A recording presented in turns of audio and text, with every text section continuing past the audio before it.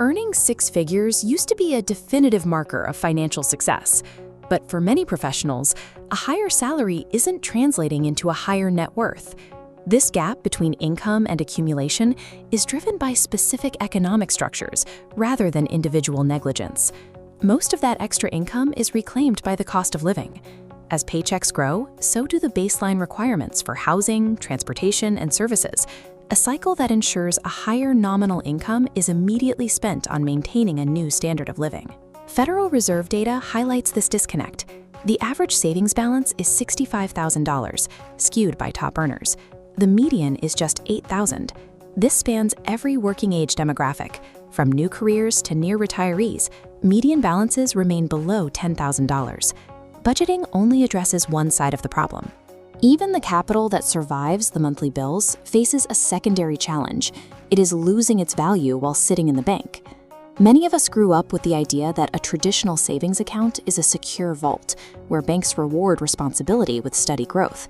In the current economy, that logic has broken down. Keeping your cash in a standard account is no longer a path to financial security.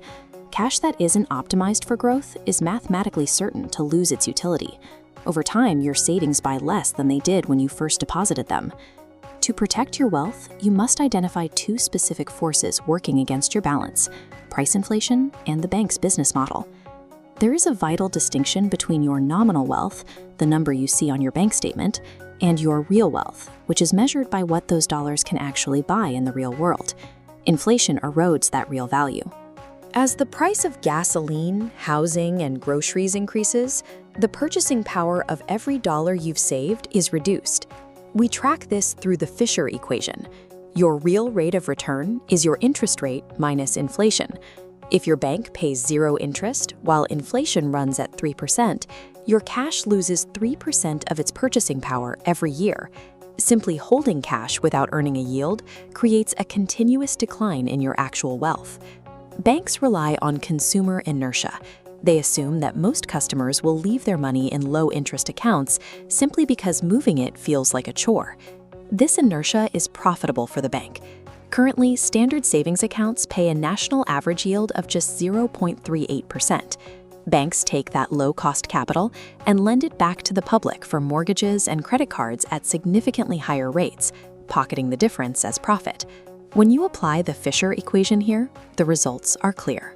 Subtracting 3% inflation from a 0.38% yield leaves the depositor with a negative real return. The traditional savings account is an active liability. It's a storage facility where your capital's real value is systematically transferred to the bank's bottom line.